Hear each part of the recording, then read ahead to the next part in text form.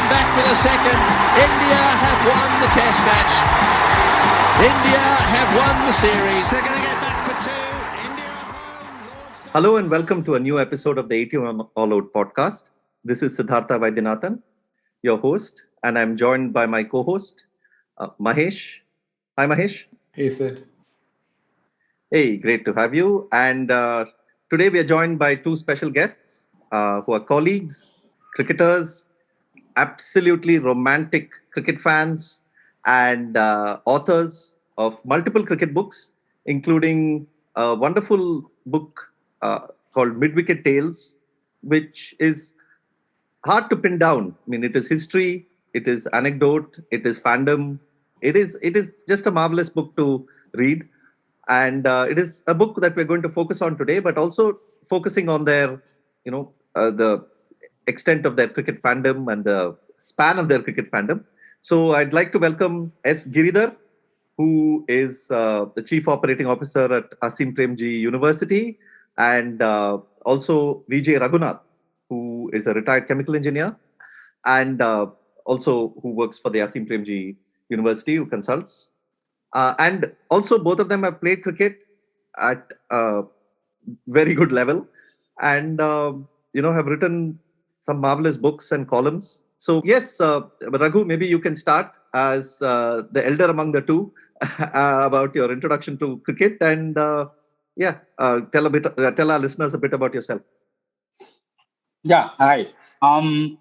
So my introduction to cricket was a little unusual in the sense that my mother introduced me to the game. Normally, it's the fathers and the male members of the society. And this was way back in 1951-52, when Pakistan were touring India. And my father was starting the Karaikudi Engineering College. So we were in Karaikudi. My mother used to listen to the commentary on the radio and explained the game and introduced me to it. So I fell in love with it from the age of 6, from 1952. So you can imagine. So that was an unusual thing. And then my mother used to come and watch all my matches. So that was the first introduction. And I fell in love with cricket and cricket dominated my school and college years.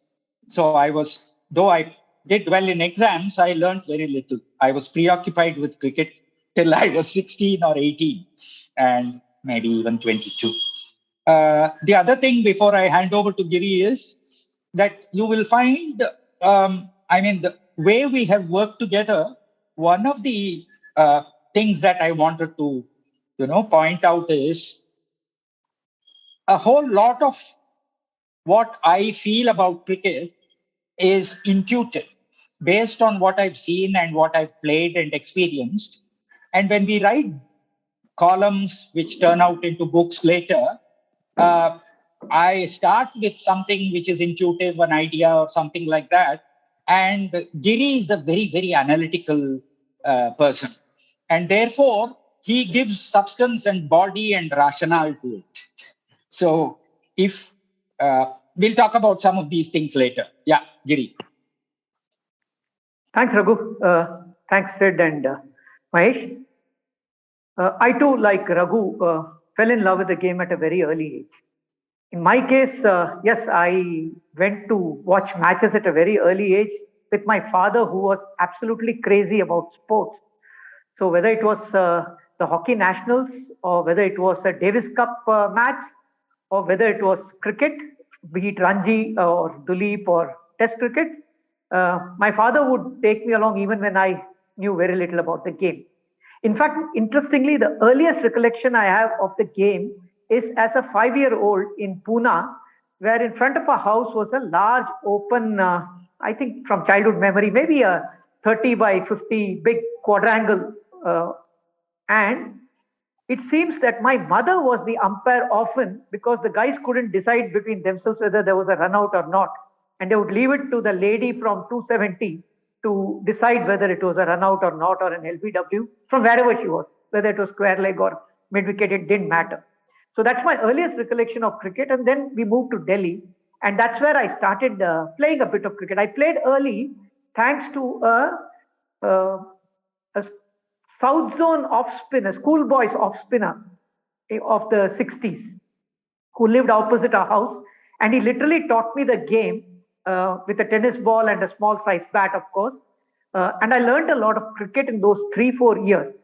And that's when I fell in love with it. But simultaneously with falling in love with the game and wanting to play it all the time, I also fell in love with reading about cricket.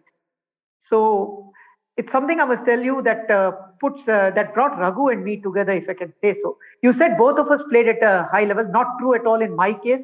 Unfortunately, after my 8th and 9th, my cricket tapered off. I was anyway never terribly good at it, but I know distinctly after my playing a few games for school, my cricket did taper off. And interestingly, I really enjoyed playing cricket at a later stage of my life, in my mid 20s, late 20s, 30s, 40s, and to be honest, even at the age of 60.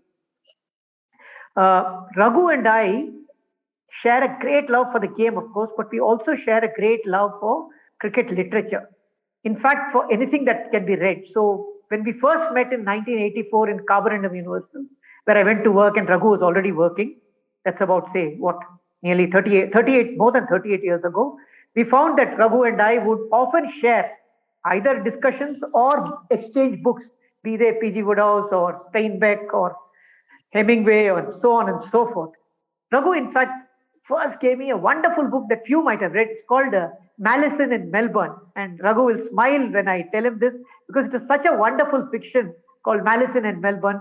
And I think I returned the compliment when some years I gave another fiction around cricket. So reading about cricket was almost as much fun for us as playing the game. Raghu, of course, he didn't tell you that, but Raghu played first division cricket, can I call it, or first division cricket in Chennai and Bombay, rubbing shoulders with the test players of those days.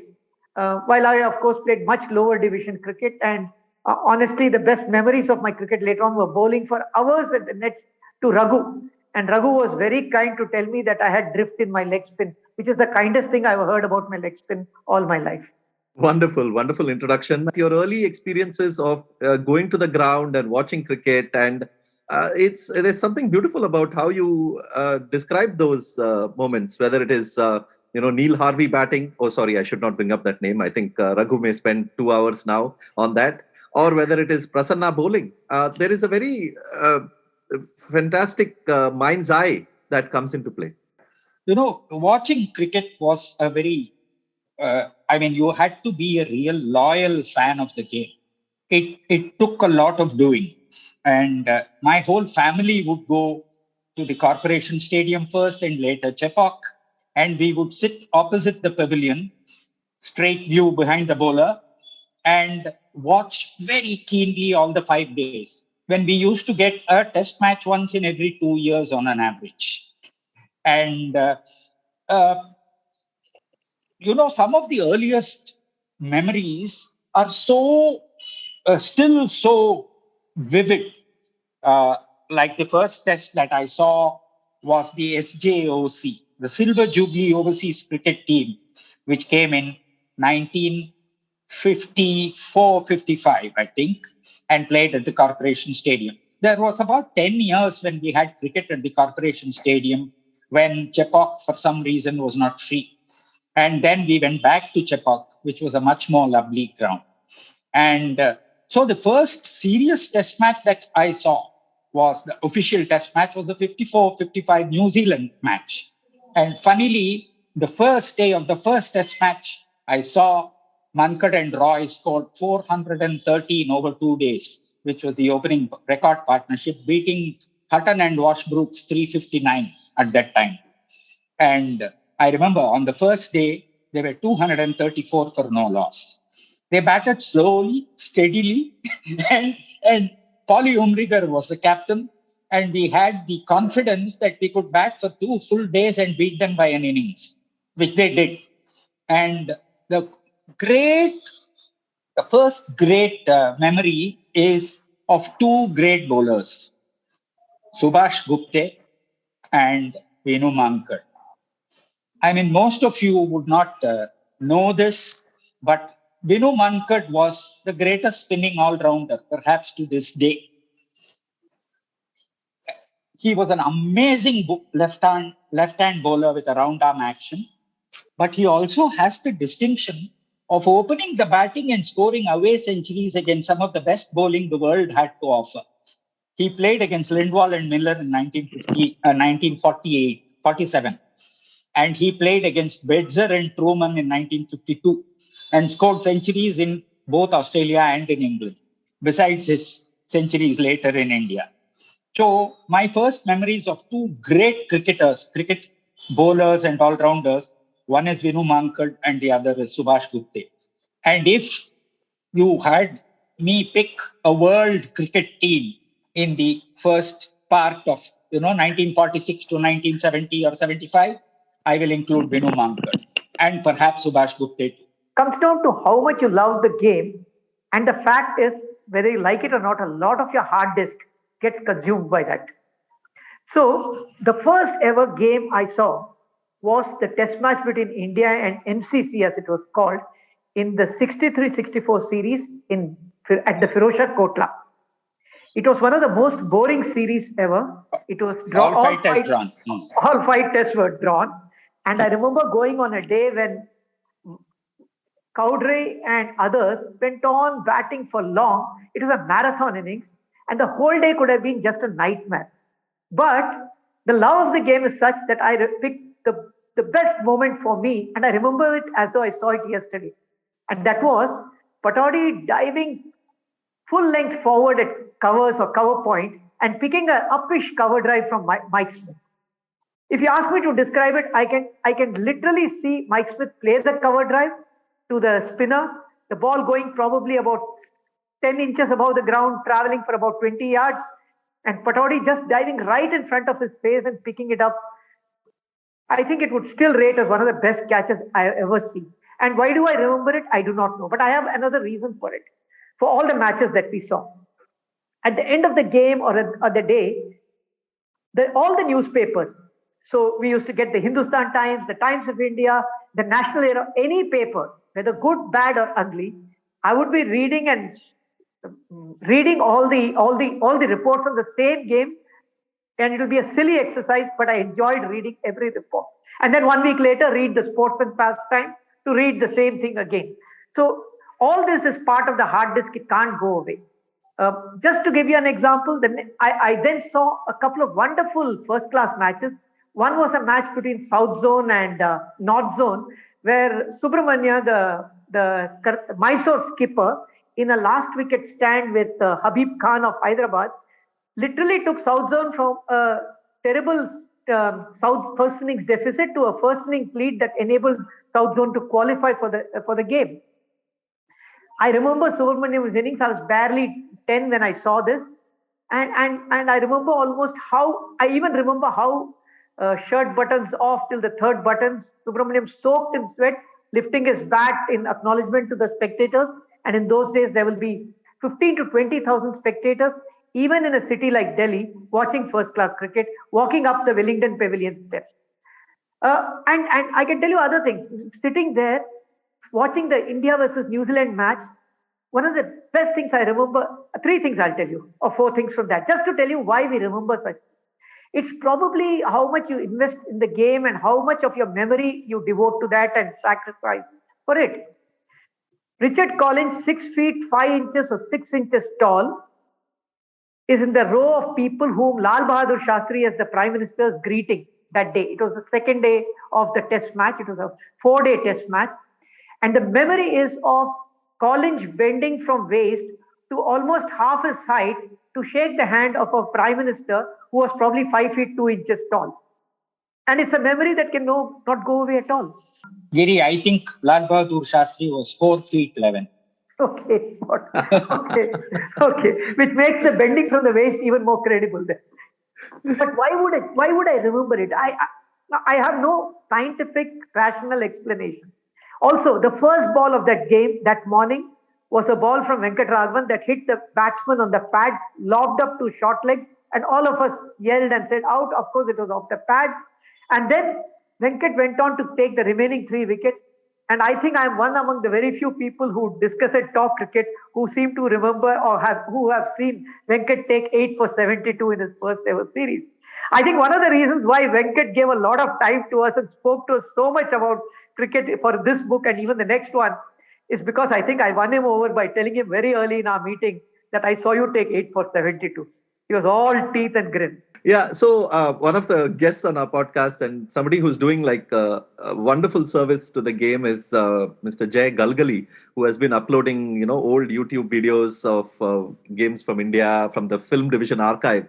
And it's so interesting to see comments below that because there are people who actually say, I was at the game and I was actually looking if the camera at all pans to me at any point of time. So it's quite, amazing how people remember so much and also they almost live the moment so well. One of the things that you brought up was, of course, reading about the game. And that is something that I wanted to ask you about. I mean, back then, the written word was so valuable to develop the interest for the game and the love of the game. So can you talk a bit about those early influences? I mean, you've spoken about sport and pastime. You've also, you've quoted from writers like Ray Robinson and others as well. Can you talk a bit about the early writing that really gripped your imagination with cricket? I'll start since I started reading cricket earlier than Giri, being 10 years older. There was a club in London called Sportsman's Book Club. And my uncle in Bangalore was already a member and he made me a member. And every month we would get a book for some ridiculously low price. It would, of course, come by sea mail. But Sportsman's Book Club, about 80%, so you would get 12 books in a year. And 80% of the books would be football and cricket. And half of them cricket. So I would get about 5 or 6 cricket books every year from 1954 or 55. And the early authors were Neville Cardus, Ray Robinson, A. Thompson, and there would be, cricketers writing, Trevor Bailey and even Jack Hobbs and, their books, either written by themselves or biographies. And this set us off. And amongst those writers, of course, later there were a lot more. But in India, it was S.K. Gurunathan, it was K.N. Prabhu, and who else? I think we've talked about all those cricket writers in our second book also. And we even have a photograph of some of those writers. So cricket books were very difficult to get other than through this club. And one had to rely on Sport and Pastime, the venerable magazine from Chennai, where the contributors were excellent. They were from all over the world. There were people largely from England and Australia, but also people from South Africa and West Indies. And of course, we've also read some of those classics that Giri loves from West Indies. Quite similar experience because, and as Raghu says, if he started reading about cricket in say 52 or 53, then I started reading around 53 or whatever, the same 10-year gap. And I owe a lot to my father, who encouraged me and made sure that I had at my disposal magazines and publications or newspapers of different kinds. He would humor me and he would take me to the Delhi Public Library because, as you can see me referring to Delhi, I did spend age 5 to 11 in Delhi. And he would take me to Delhi Public Library, which had its own quota of books. Today it may be derelict, but in those days it was full of books, fiction, non-fiction, and stuff like this. My earliest fiction was also from there. And then I must tell you that we had a wonderful principal when I studied at the Kendriya Vidyalaya in Bangalore, ASC Kendriya Vidyalaya, I must mention this, where I studied from class 7 to 11 before going on to Pilani, before I left for Pilani. And the principal was such a sports-loving man that he had ensured that our library had wonderful books. So I remember reading Ray Robinson and Fingleton, and I remember reading even Thompson, whom Raghu mentioned, at our school library, which is incredible. I also must tell you that at that time, around 1968 or so, the Hindu had a very strong Saturday sports special where I think they were serializing a set of articles on great cricketers by Thompson, if I'm not mistaken. And our principal made sure that he took each of these and bound them and kept them in a book for us. Yeah, absolutely. I think all of us can agree that many of our vocabulary is shaped so much by cricket, and often I use words that people around me who don't know cricket wonder what is going on. I mean, one classic word that somehow comes to my mind is the word ilk, ILK. That is such a term used in cricketing vocabulary, and you rarely use that word in normal life otherwise. But because of cricket, you keep saying him and his ilk. And people look at me and what they think I'm talking about the elk, the animal. I'm like, no, I'm talking very different. If I can add two things there.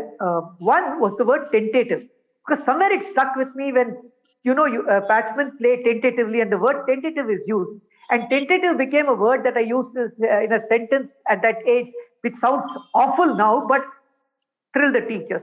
So the word pursuit was another interesting usage in class composition, which irritated my classmates and thrilled the teacher. Because when you do this kind of stuff, you can be ragged like hell during lunch break, but that's part of life. But I was smart to also manage them during lunch break. That's a different thing.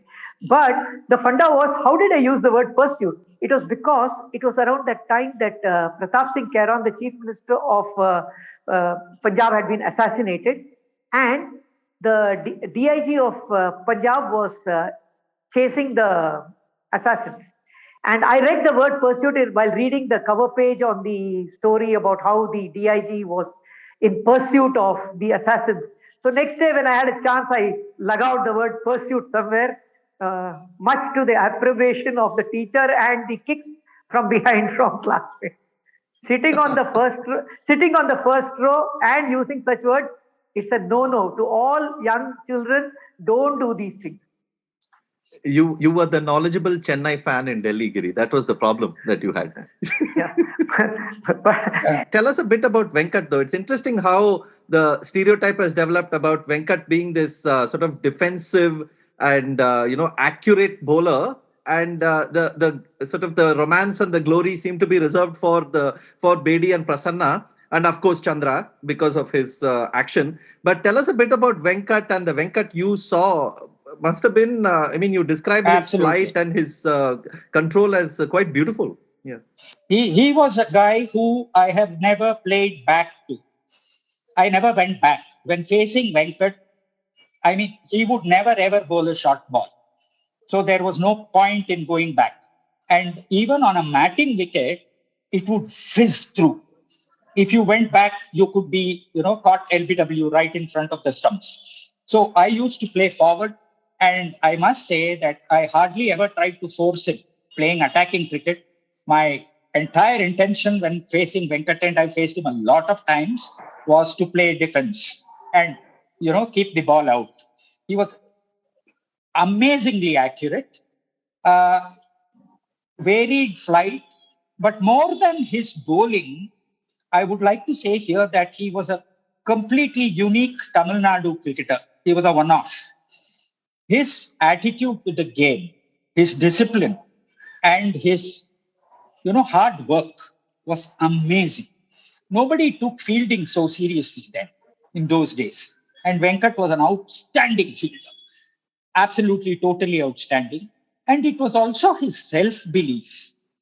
Every time he played a match, he believed that his team would win. And, he played a lot of practice matches for us, for Nungamakam Sports Club. And in the summer, we would be playing teams which were full of state cricketers. Venkat had then just maybe breached into state cricket. We would have Kripal Singh and Prakash Bangara and Prabhakar Rao, everybody in the other team. And there was a great cricket enthusiast and cricketer called Clubwala then, PN Clubwala. He would bring this team and call it Commonwealth because they were players from all over the city. Okay. So Commonwealth played these practice matches with us, and they were a very, very superior side to what we could field. But Venkat never believed that they would win the game. every match he played, he believed he could win. He was an amazing man that way. And he had a certain discipline and certain, he played cricket very differently from most others in Chennai in those days. The first time I met Venkat was face to face, personally, shaking hands and talking to him. I never played, obviously. But the first time I ever met him was in 1972 when the school team was taken to meet him and a few players in Bangalore. So we went, I was part of the school team. So I went and I was one among the people who went and met players. And the match had not yet begun. There were a few people practicing, and Venkat was already taking his catches, all full and ready. And some of his team members were still not ready. And he was giving us a lot of time because we were talking to him about cricket. We were talking about what you would ask, how, for example, the off spinner in the team, or myself as the leg spinner in the team, talking to him, stuff like that. And then suddenly Venkat turns around and sees a couple of people are not ready for practice, and he turns and you can see his anger visible. 1 second anger, turns and hurls out enough for people to understand that they must come to the ground now or never, turns back to us and is again smiling and talking to us. So people talk of Venkat really losing his cool, but I think from there I understood that it was an issue-based anger. He was very angry that his colleagues were not yet ready for practice, but he turned around and he was gentle and smiling and talking to the schoolboy cricketers from the school again. That was something terrific. But I must also mention how thorough a man I found him to be. When we were writing Mid-Wicket Tales, Raghu, because he knew him from those days, said we must check with him about the LBW. We were writing an article on LBW and analyzing whether there were more LBWs, better given because of Hawkeye and so on. DRS was not there when we did the LBW article, Raghu, I think. It was before the DRS times. But the way he analyzed it for us was brilliant. More than that, when finally we went to him for the last chapter of Mid-Wicket Tales, it's a chapter very dear to me and Raghu, because we think we got it all together in that scintillating 4-hour conversation with Venkat, was how thoroughly prepared he was. He had read every page of our book. He'd read every page of our book and was ready for us. He said, we'll meet at 11, and he was there at 10:58 at his home. We met at his home. He was ready at the door, waiting for us. And sharp at 2 or 3 after lunch, we left. It was the same when we had a book launch for Mid-Wicket Tales in Chennai. He was one of our 2 chief guests. V.V. Kumar was the other chief guest. And just half an hour before the launch, it probably rained the heaviest that season in Chennai. And there was no way anybody could have made it to the boat club. Was it the boat club, Raghu, we call it? Yes. The boat club, yes. for the launch. So I and Raghu reconciled and said, "Chalo yaar, aaj Venkat nahi aa payenge." So yeah, I say in Tamil, bustin irundhathu. But you won't believe it. In that pouring rain, 3 minutes before the launch happened, Venkat arrived, dripping, soaked to the skin, head to toe. He was drenched, and he comes and says, and I said to him, "You're here, Venkat." He said, "What else did you expect? What else did you expect?" And says, there was no towel also. So he had no towel. We had handkerchiefs. He didn't bother. He just rubbed whatever water he could off his head. He needed a smoke. Unfortunately, none in that group of 100 people gathered there for the launch had a cigarette. So he didn't have a smoke. Drenched and soaking, he came to the table and he talked about the book chapter by chapter, quoting stuff from it without ever opening the book. So he's a remarkable man. One final anecdote before I close on this. A year later, Raghu's good friend N. Shankar, who passed away recently, Kempla's chief, and Ram Narayan, the off spinner, again a good friend of ours, had invited both of us for Jolly Rover's 50th year Golden Jubilee celebration.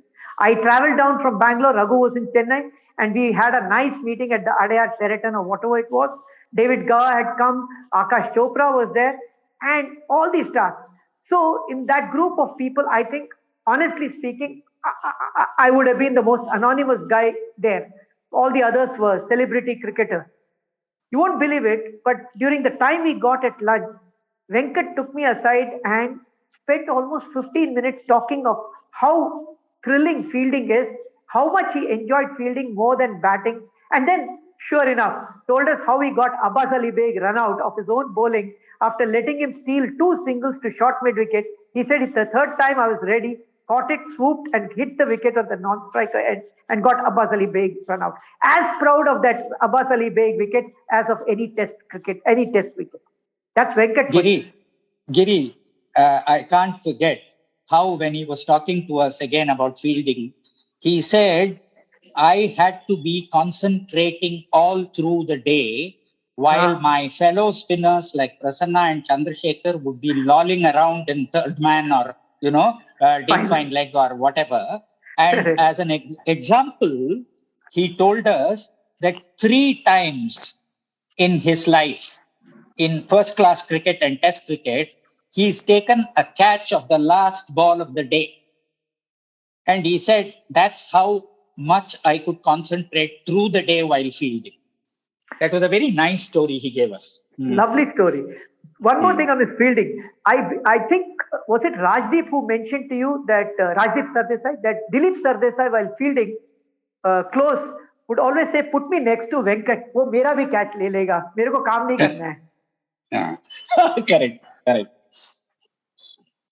Yeah, I mean, the famous story about Prasanna is how during an Australia tour, I think it must have been 67, where the ball was going towards the boundary and the batsmen were actually going for the 5th run because in Australia the grounds are so big. And Prasanna actually took the ball and put it on the other side because then they would get only 4.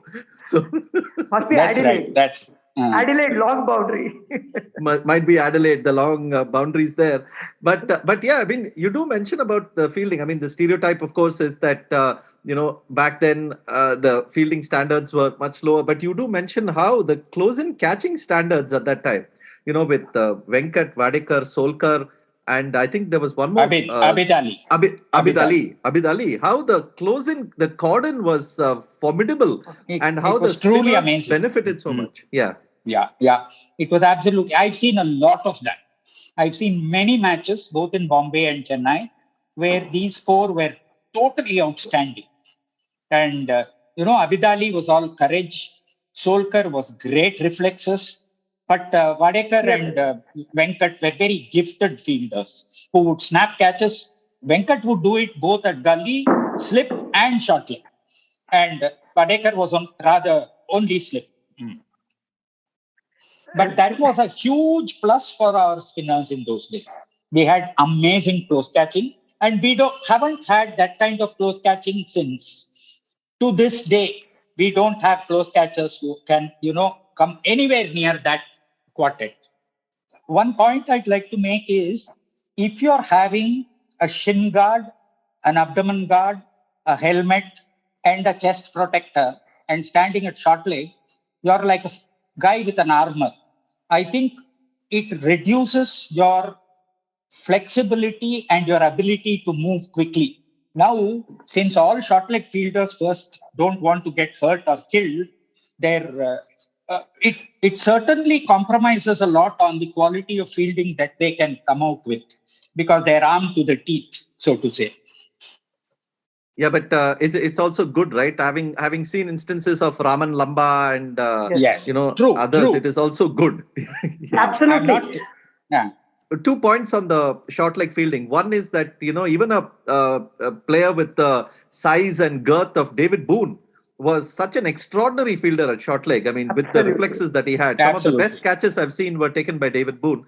But the other thing is, what I really, really envy you two for, and is that getting the chance to watch Sir Gary Sobers field anywhere, but also at short leg. Because as much as we can say about his batting and bowling and presence and aura, there must have been something absolutely magical about seeing the man field. Just a natural on the field, taking catches that you would scarcely believe could be plucked out. No, Sid, Sobers was an unbelievable sportsman, cricketer, and later a golfer. You may not know this, but Sobers plays golf, both right-handed and left-handed. I think he's handicap 3 right-handed and handicap 2 left-handed. So anything that Sobers did was truly amazing. And he was And, his fielding was as good as his bowling or batting. His batting was sensational, of course. Fielding, the way he fielded to Lance Gibbs, especially at short leg, and the way he would, when people attempted a sweep or something of the off spinner, Sobers would never duck and turn round, not looking at the batsman. He would just quickly move back 2 steps and still keep his eyes on the ball. That was an amazing way that Sobers fielded at short leg. I remember that distinctly. Raghu, you saw him field there in 1966 against India, yes. right? That fantastic test match. Yeah, that 67 test, of course, Gibbs wasn't there. That was the test in which Farooq Engineer nearly scored a century before lunch. That's the one where he was 95 not out at lunch with Sardesai. And he played probably one of the best innings I've ever seen in Test cricket.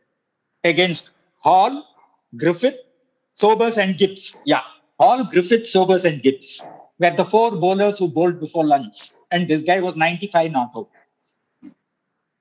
Yeah, I think Farooq Engineer has told us a lot about that innings himself, about how, and occasionally he makes it 100 before lunch, and then you have to remind him, no, it was not 100 actually. Okay. Sid, the funny thing is, before, when Farooq Engineer played that test match, there had only been 3 instances when people had scored a century before lunch on the first day of a test match.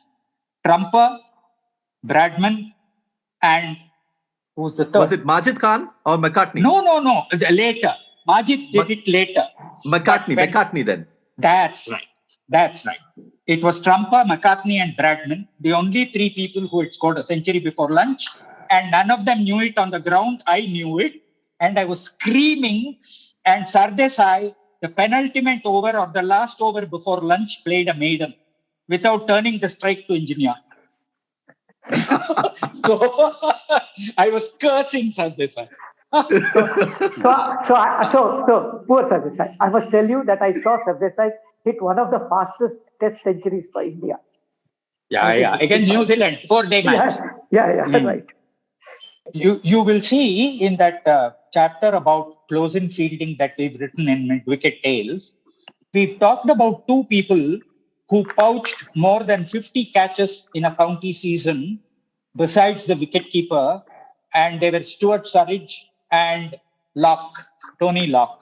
And both of them fielded at short leg for Surrey, where it was both Jim Laker and Eric Bedzer who were the off-spinners.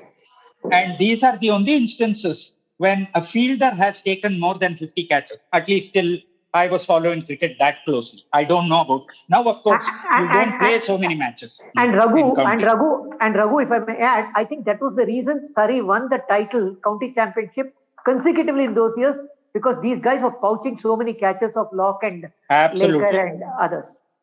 They won for 7 years in succession. Yeah. The current Indian coach, of course, was a pretty good short leg himself, Rahul Dravid. So hopefully he will, help in nurturing some specialists into the role. In fact, before Akash Chopra, Dravid was the short leg for a brief time and did a good job as well.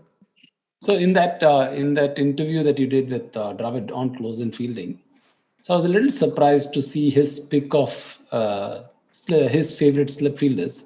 And one of the names which surprised me was Flintoff. Like usually we'll talk about Brian McMillan and Mark Taylor and Bob Simpson and so on.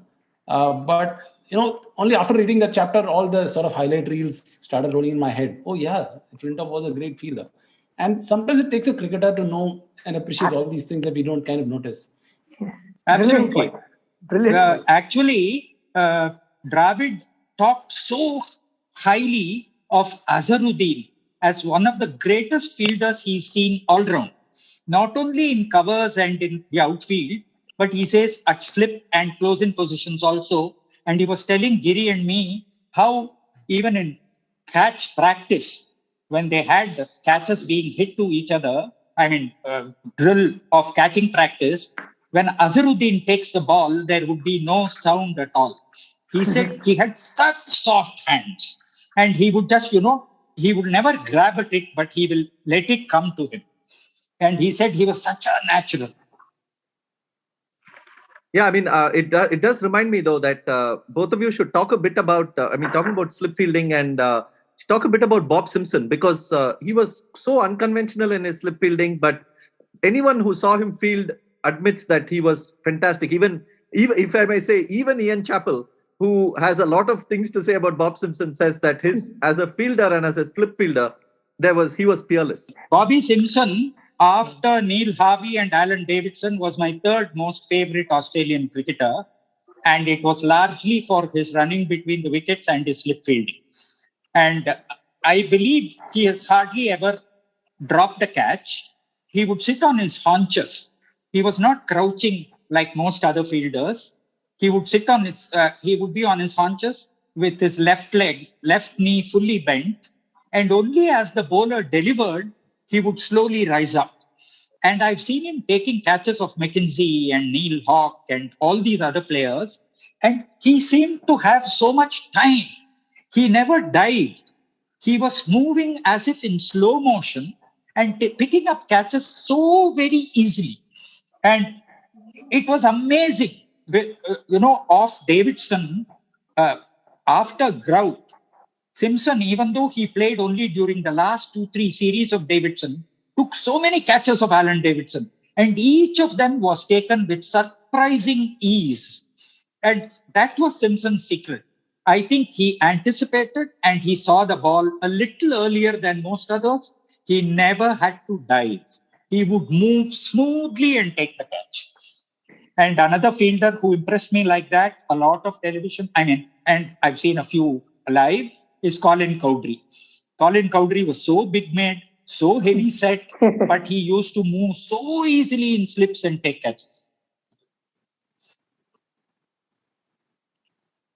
Giri, any memories of Simpson and other slip fielders? No, I didn't, because I think Simpson came only in 60. Did he come in 59 with Beno? I don't remember. He certainly led the team in 64 and didn't play in Delhi. I was living in Delhi. So I've not seen Simpson play live on the ground. I remember we saw highlights. I remember we saw the highlights of the 77-78 series we went and played against Simpson's team. Remember, Bedi took a team. I think Simpson in those 5 test matches played about 29 innings, if I'm not mistaken. They never gave him out LBW, you mean? Yes, I think so. Sorry, expunge it if you want. No. He scored a lot of runs, even though he was in his 40s. And Packer hit Australian team. He came back to captain and made a fist of it. No. Talking about his slip fielding, the interesting thing that Chappelli and a few others talk about is how he used to let the ball hit his chest and then bounce off and take the catch. And that I found very interesting because, for the ball coming at that pace, for him to actually chest it like a footballer and then take the catch was interesting for me. Yeah. I wanted to expand on one particular comment of ours earlier. I think I said very often I would come up with some intuitive comment and then Giri would really make it interesting with a lot of analysis. I wanted to just give you one example from Mid-Wicket Tales. We were casually having coffee and talking one day when I suddenly turned around and told Giri, Kapil Dev was so special as a batsman. And I said, Kapil never hit the ball to the fielder. He had this uncanny knack of placing it between fielders, and he was an amazing runner between the wickets who would make even, people like Sandeep Patil and Vengsarkar run those twos, etc. And then I turned around and said, I bet Kapil Dev played very few dot balls in one-day cricket. And that set us off. And then Giri did a marvelous piece, analyzing all the one-day cricketers of those days, including, Bevan and Miandad and people who were famed for being, very, very fast runners and very, very high strike rates, etc. And then we did that analysis of how many boundaries he hit, to take away the boundaries from the total number of balls faced, and then look at a rotating strike rate, as we called it. And we found that Kapil was streaks ahead of anybody else. Giri, that was a fantastic kind of a chapter he wrote, because everybody had written about Kapil Dev's bowling and Kapil Dev, even about his fitness. but nobody had talked about this facet of Kapil Dev's, genius. Absolutely. So that was Raghu's point. We've all watched him, and Raghu suddenly said this, and I said, let's validate this. It was an enjoyable exercise, and it became, in fact, one of the chapters in Mid-Wicket Tales. It's called "The Lesser-Known Facets of Kapil's Brilliance," where we talk of his running between the wickets, about his rotation of strike. And if I can quote from memory, we were just saying that his strike rate was 60 of balls that he had not hit for fours or sixes, which is incredible, which meant he was rotating the strike constantly. I must also add that both Raghu and I have been fortunate to watch two of Kapil's best test centuries. This was in Chennai, 86, the tight test match, and 88, the test match against West Indies. In both test matches, Kapil played sublime test centuries. It was marvelous. So I think we are among the lucky ones who've seen Kapil's, of course, hit, I don't know how many test centuries, but two of the finest test centuries we saw at Chepauk. Both Raghu and I sitting together. It would be great if you can expand a bit on that tight test century, because there's very little footage of it online. And even when people talk about that test, it is taken over by so many other elements like Dean Jones, Greg Matthews, and the last dramatic day. But that Kapil innings must have been quite an astonishing innings to watch. Yeah, see, I think we described this in full detail, if I may say so, in our book From Mumbai to Durban, because we picked the tight test as one of India's, when you pick 28 test matches and say, I want to tell the story of India's test history through test matches, it's a risk we took, but we took it knowingly. So we had to take 28 tests. One of them was the tight test, and we have described it in great detail. But the point is that, as you said, Australia had put up a mammoth 550 or 600 or whatever in the first innings, and India was staring at a follow-on, because despite good innings, 50 from Srikant, something from Mohinder, something from Azharuddin, etc., we were still staring at a follow-on when Kapil Dev hit 100 and more, and the way he hit that 100 was brilliant. He was totally in control. There was not a shot in anger. There were exquisite cover drives placed between cover, extra cover, mid-off and the bowler. So there was not that slog. It's not that Eddie Hemmings ko 4 sixer maar diya or follow and avoid kiya. It's completely different. Because what you see is, what is eyeball grabbing is 4 sixes of Eddie Hemmings and how he saved the follow-on. India lost that match, by the way. But if I'm not mistaken, I don't know. Yeah, but yes, they lost it. But the test match against Australia was brilliant. I think Kapil was also the Indian He was the captain. He was the captain. He was the captain. Measured innings, attacking innings, but totally in control. I don't think he was beaten more than a few times throughout the innings. He was in command. He was in control. It was a fabulous top order innings. Carpet driving is what I recall so vividly in that innings. Carpet driving. Yeah, the cover drives, there's a brief footage that is there online. There is one particular cover drive that he hits, either it's of McDermott or I don't know, I forget the bowler, but there is a certain rocket quality to it. I mean, he just strikes it. There's hardly much of a follow through, and it's past the fielder. So yeah, he was an exquisite timer of the ball. Yes. He was a timer of the ball, and as Raghu had said, in the context of his turning over of strike in one-day cricket, an uncanny ability to place between fielders. So as there's a cliche, no? You look at the 11 fielders, or do you look at the gaps between do you look at the 9 fielders, or do you look at the gap between the 9 fielders? Kapil had that gift too, timing and placement, both. So if you ask me, I would rank those 2 centuries from Kapil very high in my joy quotient.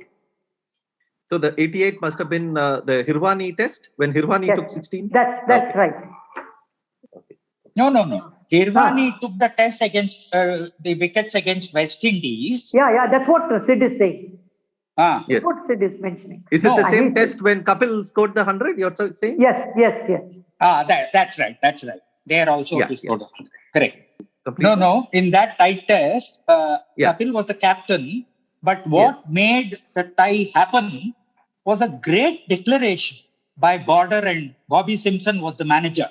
And Simpson writes somewhere that he convinced Border at the end of the fourth day, they hadn't thought of declaring. It was only in the morning of the fifth day, they came and told the captain and the groundsman that they have declared. And they quickly had the roller on for the other innings. And so in a whole day, they asked India to make about 340 runs or whatever. And that made the whole tie possible. So the interesting thing is Raghu and I watched the fourth day's game together at Chepauk. I think Australia was 148 for 5, I remember, or something like that, because that lead was, I don't know what, but they had 348 to win. And we said, tomorrow is going to be a dull draw. Let's go and work at the factory. So Raghu and I went back to the factory next morning. Raghu to his job as the production manager of coated abrasives and me to my marketing services function. And believe it or not, by about 2:30, we realized we had something on our hands. So after 2:30, to be honest, none of us were at our desks. We were all at Mr. Srinivasan's home.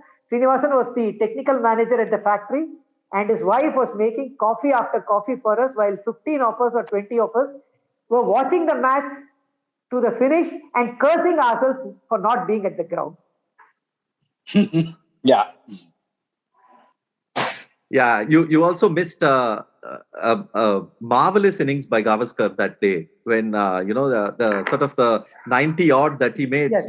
Everyone who saw it talks about it as a lesson in pacing an innings and understanding what it is to chase that score.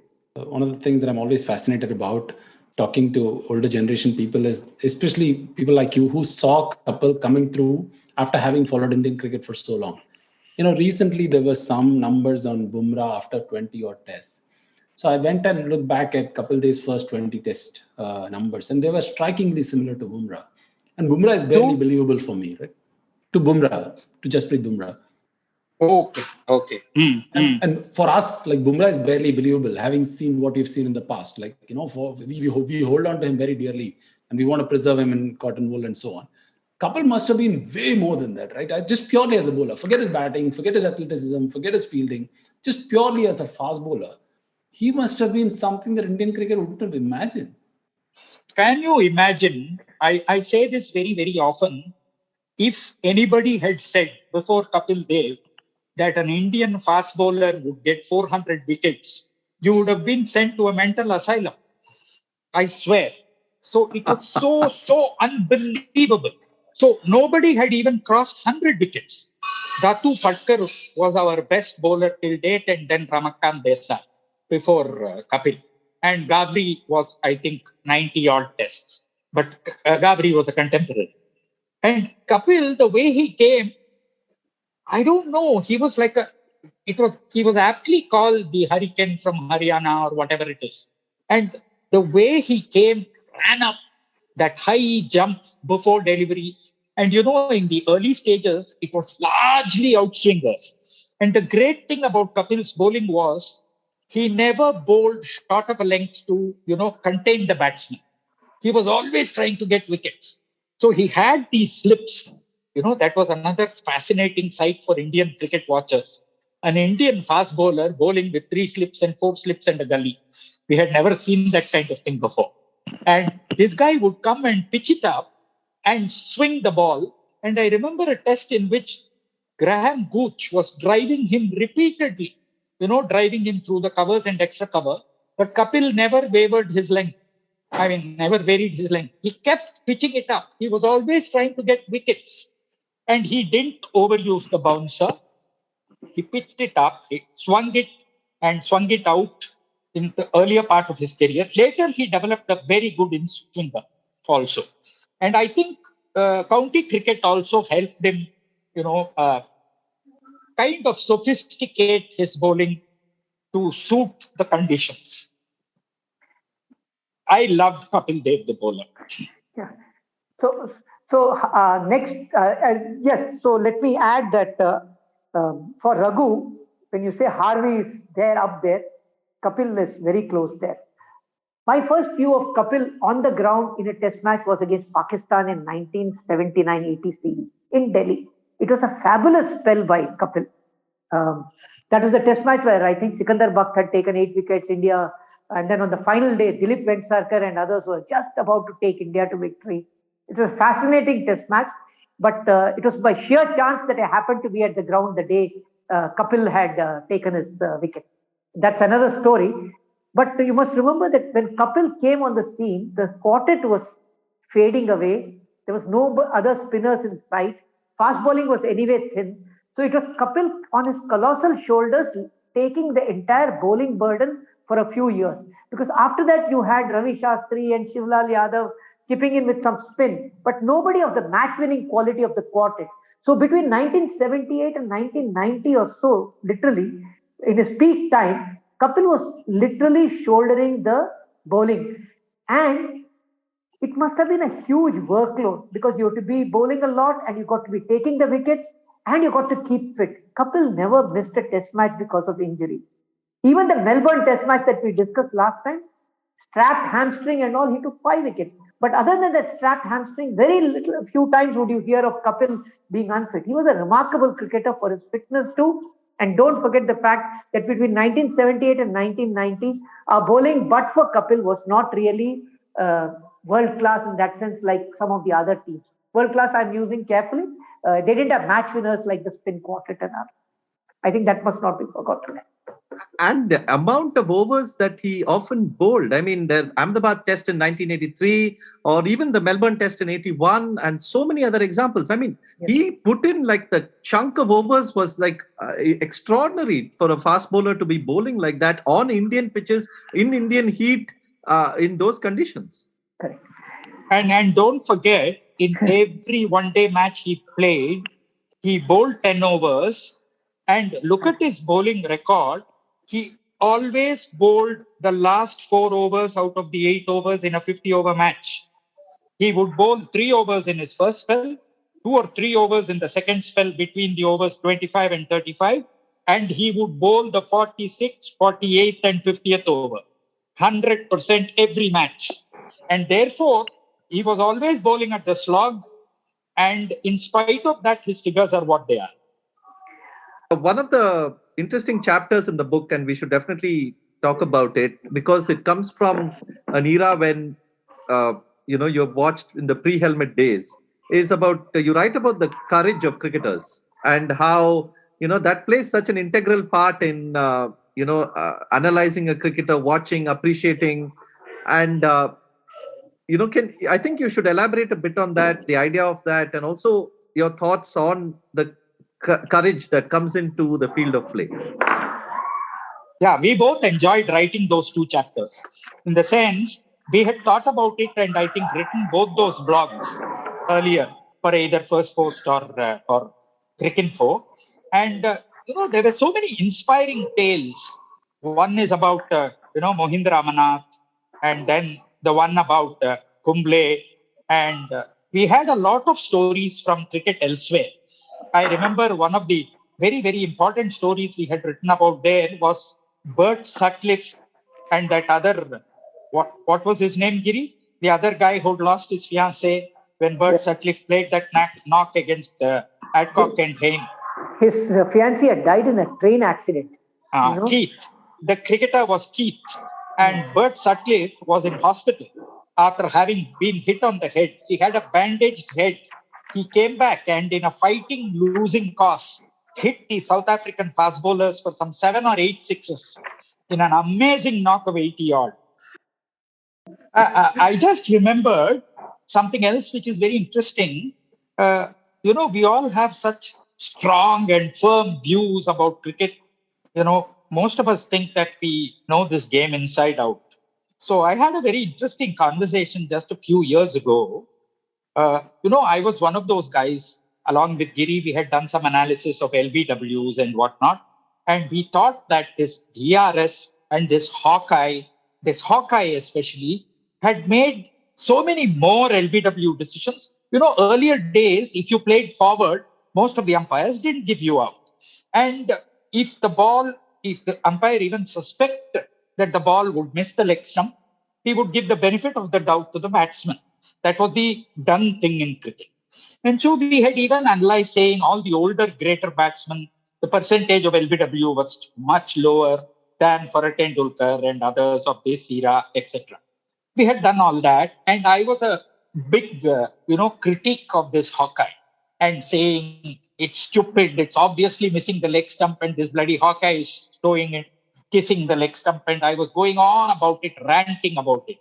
So one day in Bombay, I had gone back to my earlier club for one of those sessions, and I had a chat when I was ranting about this. Vasu Paranjpe was there. Vasu Paranjpe has led Bombay. He is a very, very popular cricketer and a great cricketer from Dadar Union. And Vasu was sitting there and he said, Raghu, why are you going on about this Hawkeye and LBW? Yeah? This has been a batsman's game for a century and more. It's high time the bowlers got a deal. Come on, let them get those wickets which they missed in the earlier 100 years. Don't bloody trash this Hawkeye so much. It's made the game a little more even now. And I had never looked at it from that point of view, And it was a very interesting piece of cricket nuance from a person who had played a lot of cricket, and Bombay cricket is very, very special. You have to, once you play cricket in Bombay, you realize that. They're thorough professionals, the way, at least till 20 years ago, nobody else was in this country. It's called Khadu's cricket. It's called Khadu's cricket. That's what they call it in Bombay, isn't it? Yes, indeed. Sorry, just to go back to the wrist assured, I want to move back from Bombay to Bangalore. Let's talk about Vishy. I'm always fascinated to talk about Vishy, particularly again of this generation who grew up worshipping him. And there is so much to Vishy's sort of image that we've kind of drawn upon, through secondary sort of reading of other people. It is as much as I want to admire him, there is a part of Vishy admiration that I can't relate to at all. He must have been so much bigger than all the words that I've read about him. And every time I talk to someone who brings that fresh perspective, I'm even more convinced that I must have been a sinner in my past life not to have, watched Vishy live. And I know the person sitting here did watch the greatest innings on Indian soil, 97. So Raghu, why don't you talk about the 97, and also both of you, if you can talk about your impressions of Vishy at large. See, I've seen two of the greatest knocks of Viswanath.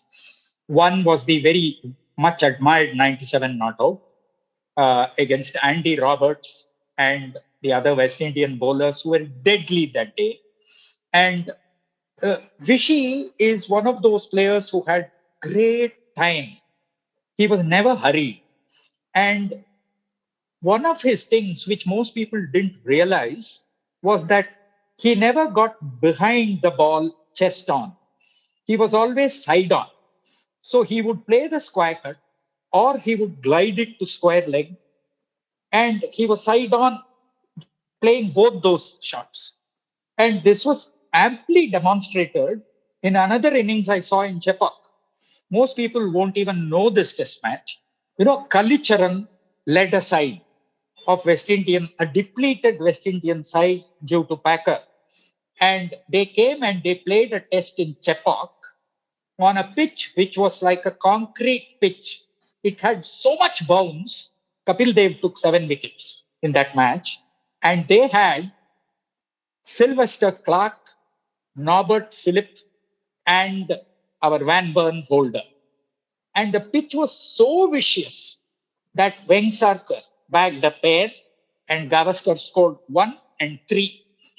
All the batsmen were hopping around, and Viswanath scored, if I remember right, 128 and 43.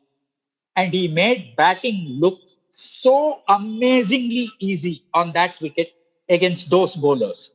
He was just, I wish I can show you this. He would stand like this. He'll go back and cut or go in and glide to the leg side. And he had oodles of time. And he was never hurried.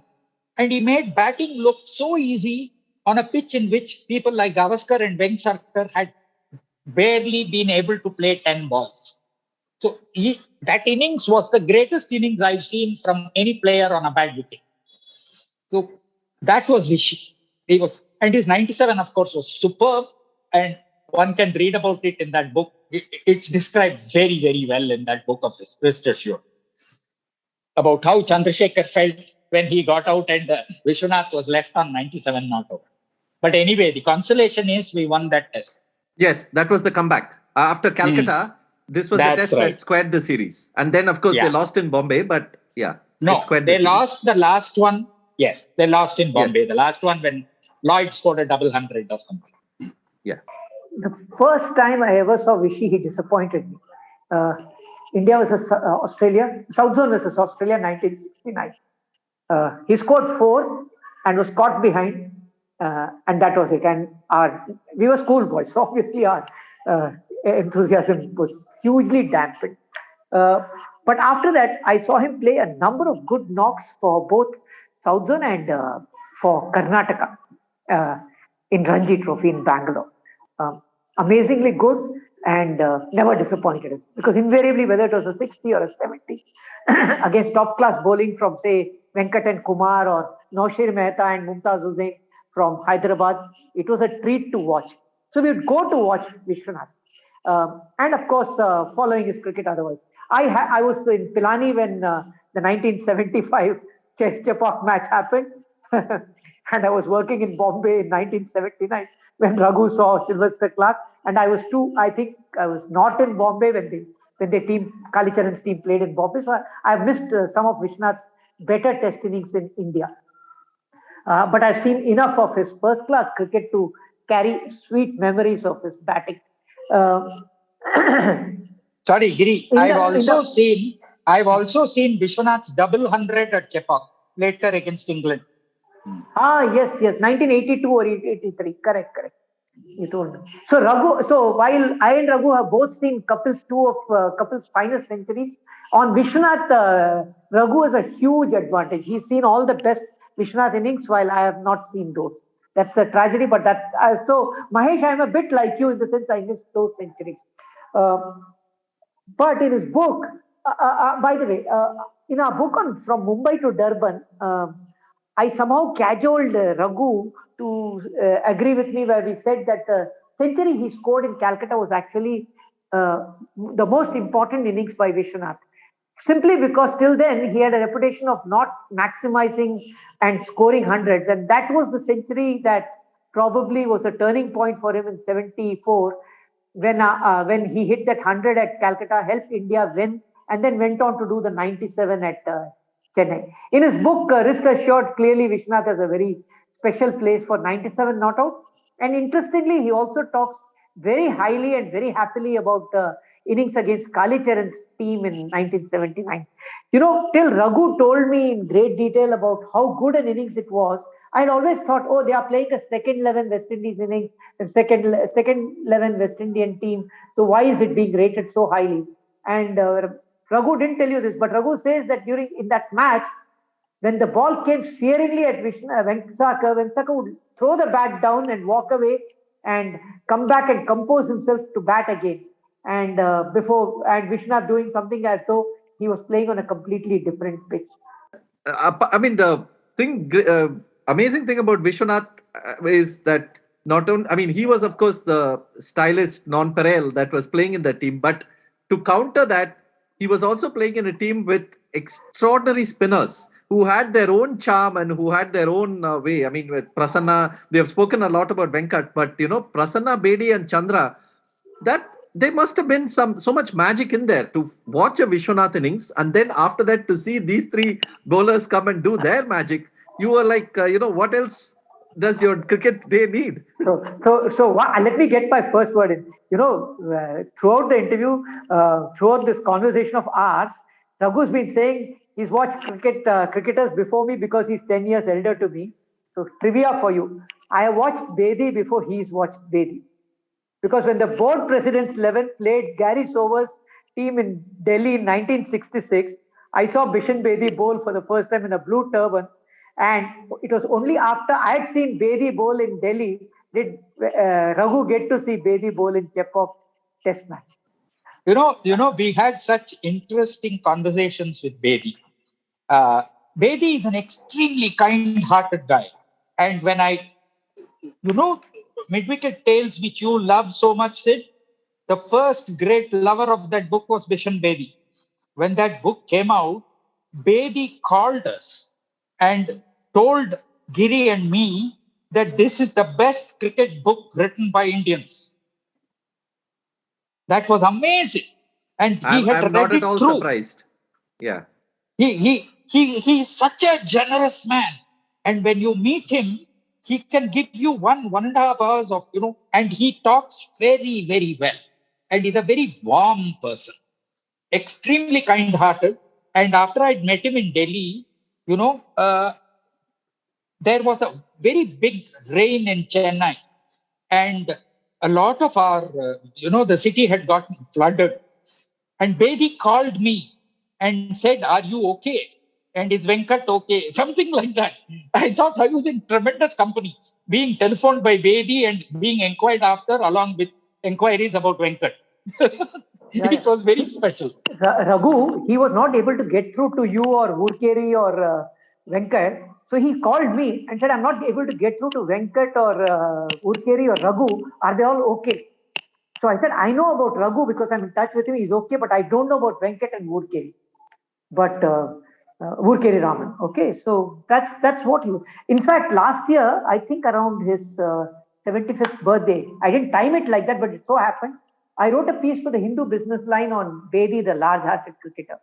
Large-hearted person, wonderful human being, so fair, so generous, incredible guy.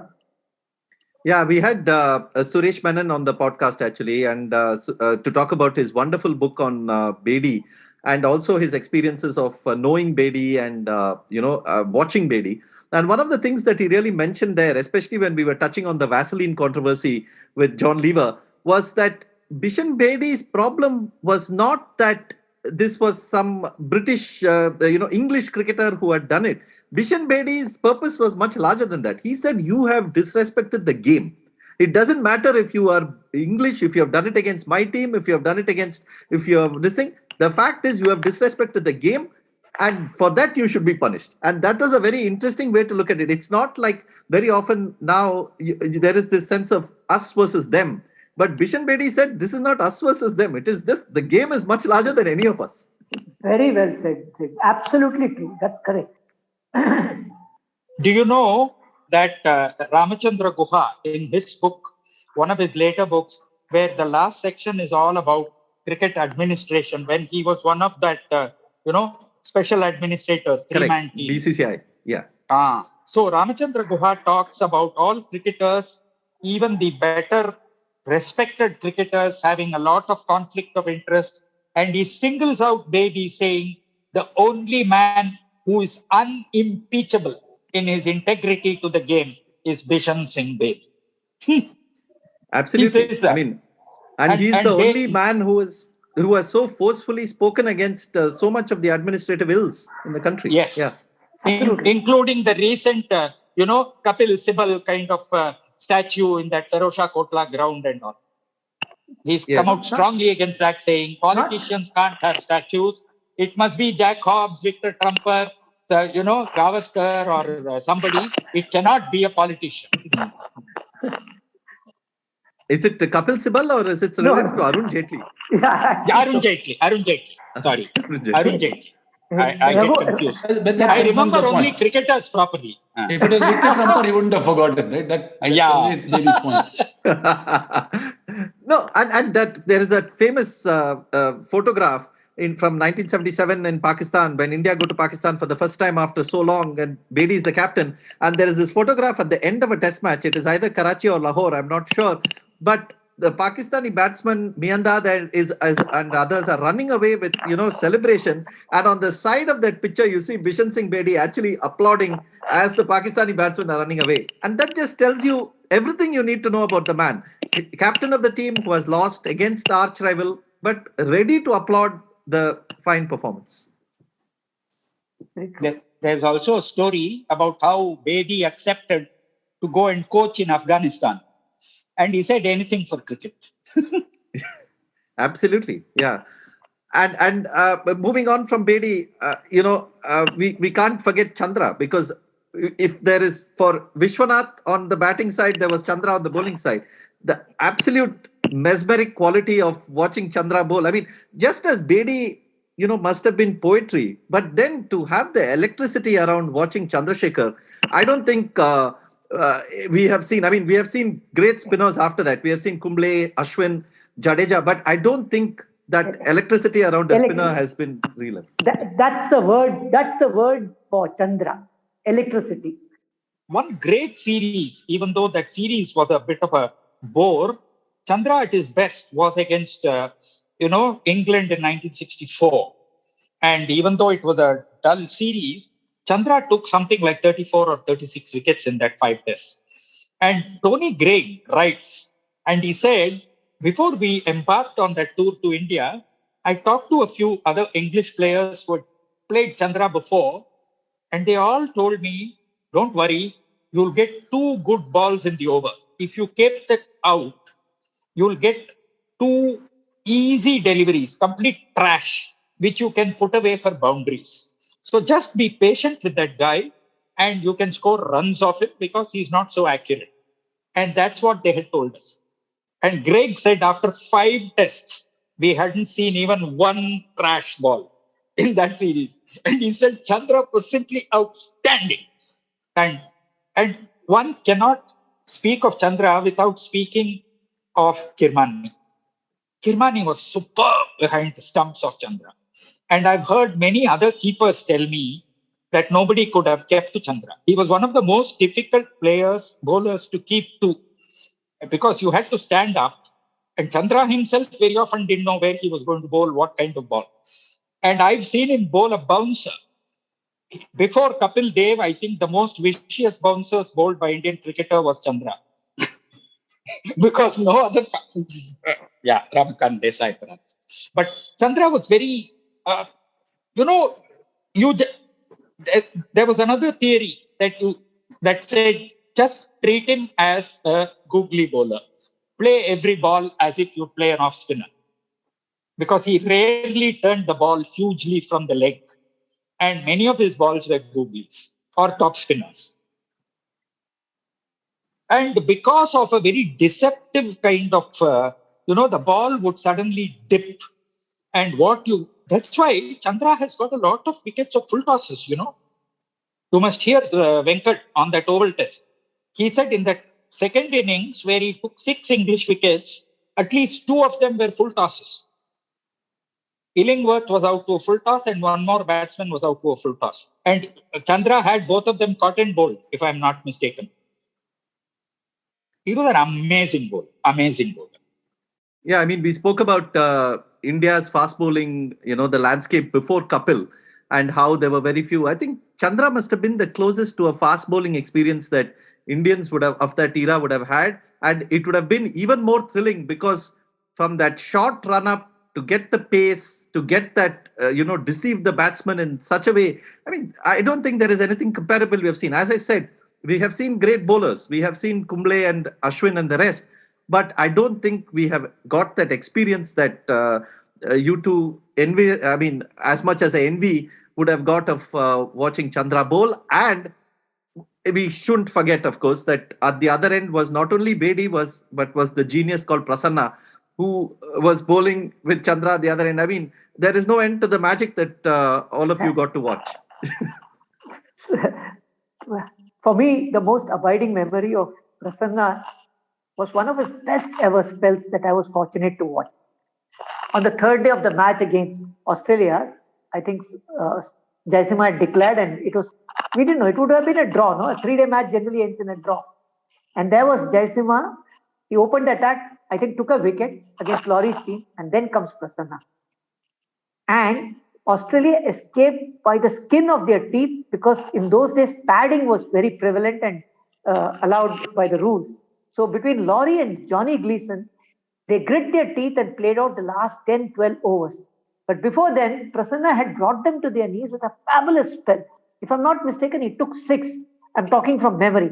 But it was one of the most enchanting spells of bowling. He gets a batsman caught and bowled, he gets a batsman stumped, he gets a batsman caught at short leg. So there's every mode of dismissal that you can expect from a classical off spinner.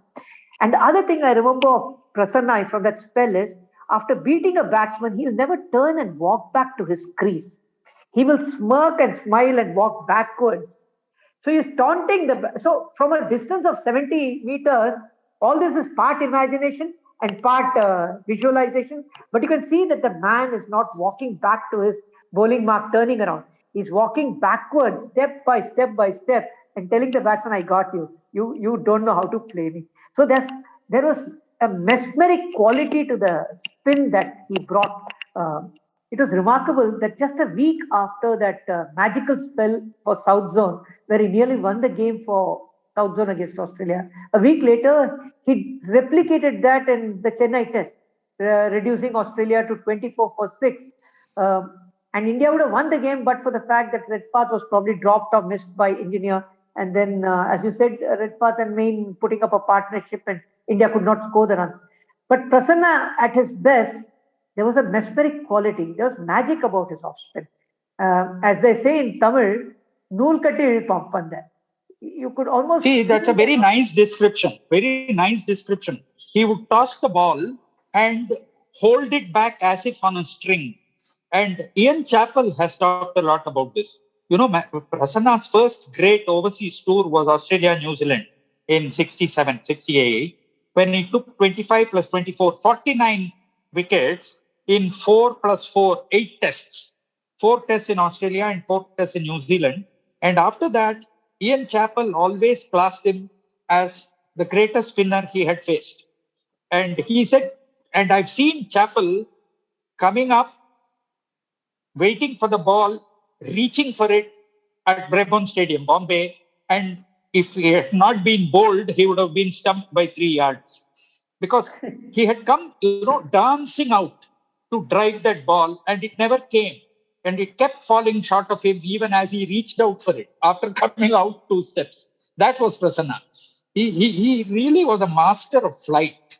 And I think the way he could make the ball, and a good off spinner takes the ball and makes the ball drift away. So I've seen him clean bowling Basil Butcher in 1967, that Sobers team in Chennai. That was one of Prasanna's early tests before he took some time off to finish his engineering studies. So this was an earlier test. And Prasanna was clean bowled Basil Butcher. Butcher came forward, the ball drifted away, and with his front leg pad already, fixed on the ground, he tried to push his bat away, and the ball spun back and went between bat and pad and clean bowled him. Amazing cricket. And that day, Sardesai dropped the sitter of Kanhai and things like that. Otherwise, Prasanna would have got many more wickets in that test. Prasanna was something else. Yeah, Giri, it's interesting you spoke about that, the way he used to walk backwards and go back, and also have this certain mischievous quality about his look where, he's not actually saying anything to the batsman, but he's conveying through his eyes and through his facial expressions that something is coming. Taunting them. Taunting them. Something is coming. And even Mike Brearley, in his book Art of Captaincy, has mentioned this. And he has said, that is psychologically, the effect that it has on a batsman is even more than if a bowler actually says something. Because in this case, he's not saying anything, but he's conveying much more than that. I think, we have covered good ground and we spent quite a bit of time. I think to wrap up, one thing I would love to hear is the amount of cricket that both of you have watched. Let's do this fun exercise of picking like a 11 of purely restricted to the cricketers that you have watched. Ideally in the flesh, but even if you have seen on TV or radio, that is okay. But, sticking to the time frame of your cricket watching experience. So, you can, go. One of you can start and the other can then add on. I had a thought. I wondered if it would be even better, since we've been watching cricket for 60 and 70 years, whether we can split this to, 1946. 46, I was born. Let's say I watched cricket from 52. Till maybe 75 can be one team, 75 or 80.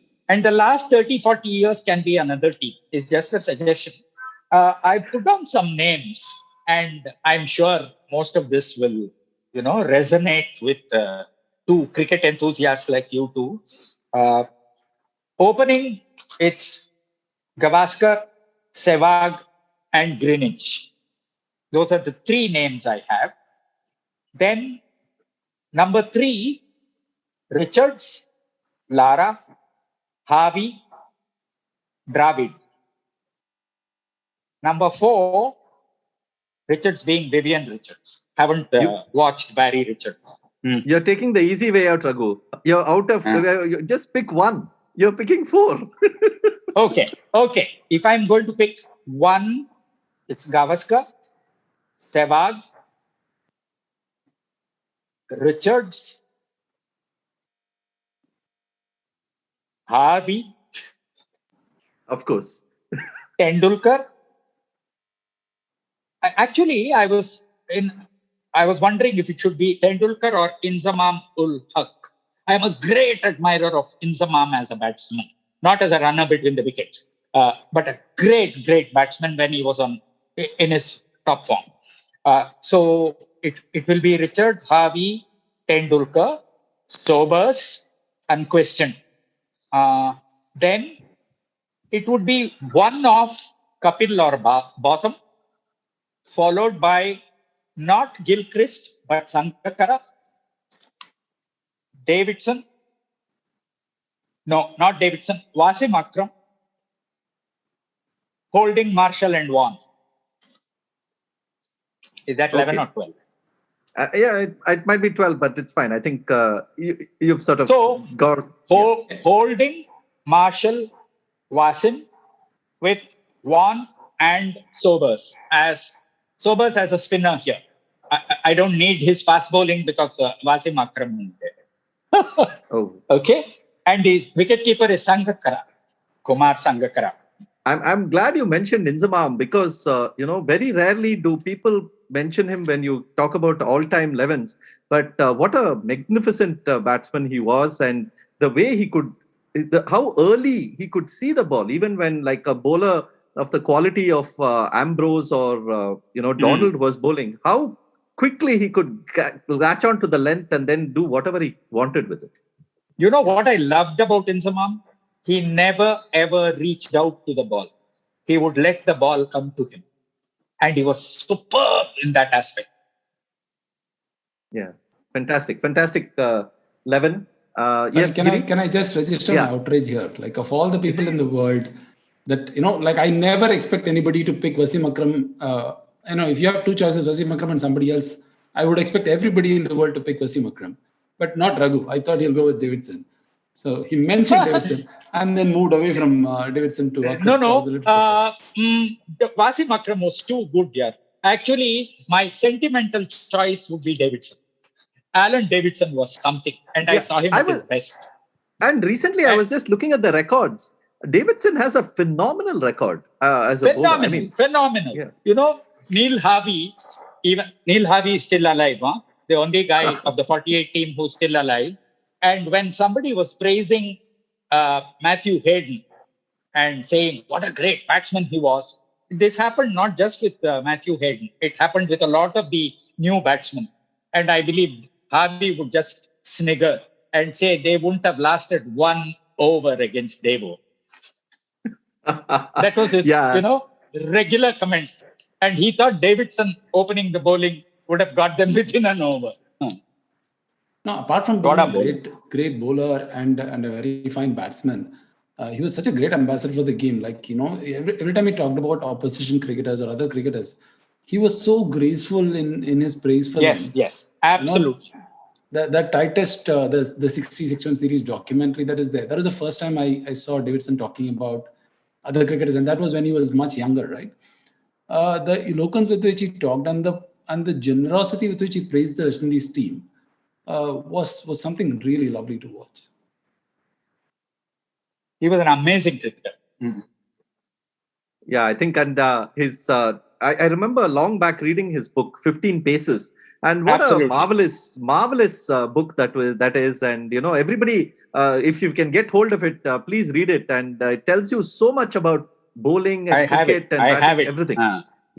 Marvelous book. Yeah, lovely. Yes, Giri, additions, subtractions, go ahead. I dare not subtract, but I want to just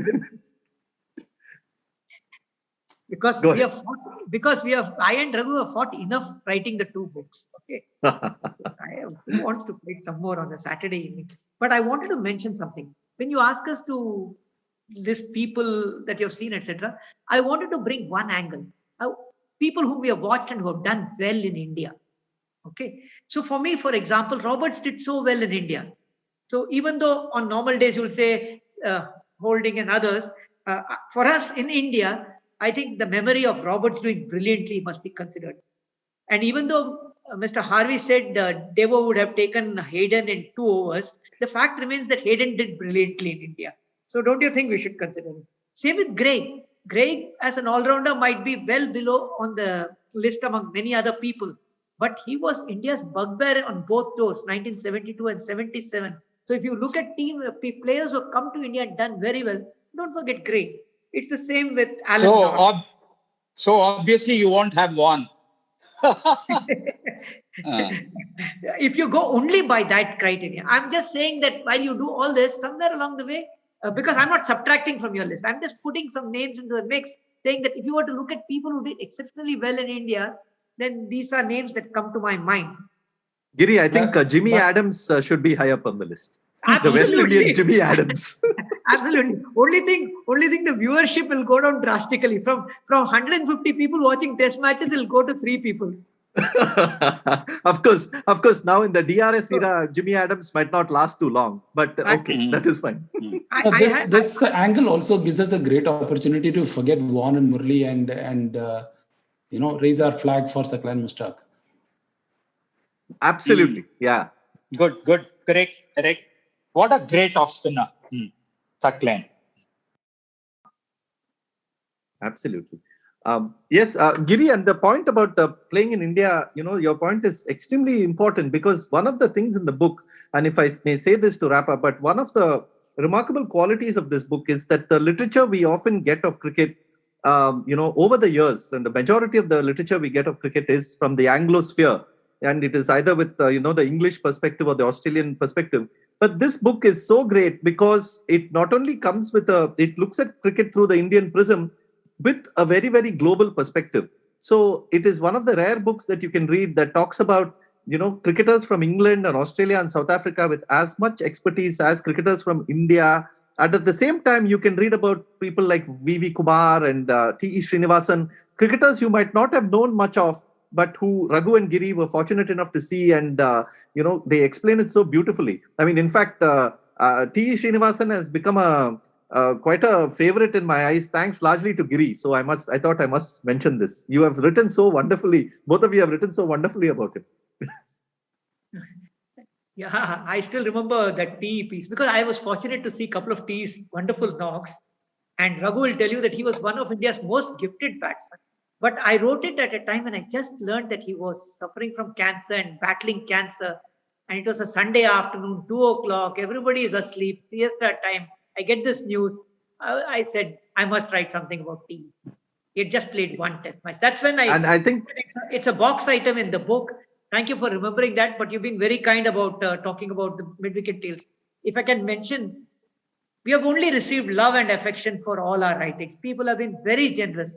We know that Mid-Wicket Tales was written without any professional editing help. Both of us doing it on a lark, and suddenly Sage Publication saying, oh, we should make a book of it. And both of us then did a book of it. I wish, and Raghu too joins me, I wish we had edited it much better. But the people who reviewed it have been extremely kind, whether it's a Gideon Haig or whether it's Sharda Ugra, whoever, they've been very generous to us. And we are very grateful to them. The second book that we wrote, we wanted to avoid that mistake. So we went to the late Siddhanta Patnaik for help. He was a wonderful person. And I would like to remember Siddhanta at this time and say thank you, Siddhanta, so much for helping us with the editing of the second book, making sure there were no bloomers and boomers. Thank you, Sid, for your kind words on Mid-Wicket Tales. It's 7-8 years old. And I wish we could talk of something new, but we don't have anything new to talk about. No new book on the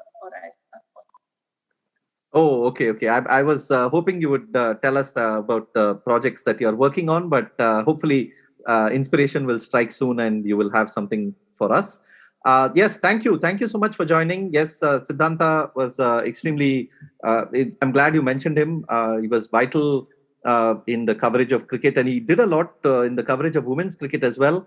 He and, Karunya have written a fabulous book on women's cricket in India, and which I hope to chat about on this podcast at some point. So yes, thank you to Siddhanta, and thanks Giri and Raghu for joining and giving us all these lovely bits of wisdom and anecdotes. It was fabulous. I'm sure our listeners would love it, and we would love to have you again at some point. I'm sure there'll be a number of topics to talk about. Thank you so much. Thank you very much. Mahesh and Sid, thank you once again. Thank you so much. Well, thanks a lot. So I had a good excuse to go back to Mid-Wicket Tales after a while. And, like when you're as invested in cricket as some of us are, sometimes it's very easy to get disillusioned with all the bad news around cricket. So to kind of go back and read this again, it kind of reinvigorated that incurable cricket romanticism, as you mentioned in the book. I'm so glad I read this book today, and I'm so glad I can talk about it to my son, who's just 6 years old, who's picking up on cricket.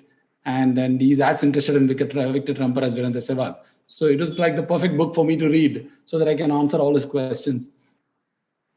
Oh, lovely. Yeah, that's something I thought about too, because when I was reading the book, I said, this is one of the few, a lot of cricket books is very sort of, inside cricket. It's very difficult for an outsider to come to many cricket books. But Mid-Wicket Tales is the kind of book that is a great introduction for somebody new to cricket to understand the richness and the history of the game. And you've both done a fabulous job of it. So yes, thank you again. And hope we can have you to talk about other facets of the game and other series at some point of time. Thank you. It's a real pleasure. Thank you. Thank you. Thoroughly enjoyed the conversation. And thank you to all our listeners. As usual, 81allout.com is our website. You can listen to us on a number of podcasting platforms. Please review and rate the podcast. It allows more people to find us and learn about us. Also, as many of you know, we have recently been republishing old cricket classics. The first one we started off was War Minus the Shooting by Mike Marquesi. I'll put the links for where you can get that book. It's available on Amazon everywhere. And we also have a surprise for you coming up. So, there is another book in the works, which we are republishing, which we will announce soon. So, yeah, thank you. And we'll join you on another episode. The test match. India have won the series. They're going to get back for two. India at home. Lords goes wide.